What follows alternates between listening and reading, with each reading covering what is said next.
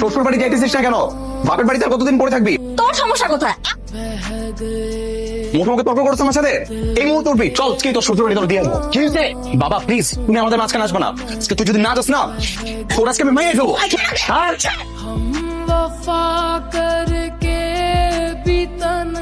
আমার গায়ে হাত তুললো, দিন দিন ওর সাহস লিমিট ক্রস করে যাচ্ছে। সংসার করলে ওর মাথাটা ঠান্ডা হয়ে যাবে। ও বিয়ে করবে, আমি বিয়ে করবো। তোর তুমি আমার পর এরকম ভাবে রাগ করে থেকো না। নেন ধরেন। আমি আমার রাগ কন্ট্রোল করতে পারিনি। তাই বলে আপনি আমার গায়ে হাত তুলবেন? আমার সাথে সংসার করতে হলে বুঝে শোনা চলবা, নাহলে এরকম হুটহাট দিন রাত চব্বিশ ঘন্টা মাই খাওয়া। আমার স্টার্ট আয়রন করা ভাস্কর টাকা নিয়ে গেল। এটা এই মুহূর্তে তুই ভাস্কর আয়রন করে নিয়ে আসবি। গেল কিরে, কি অবস্থা?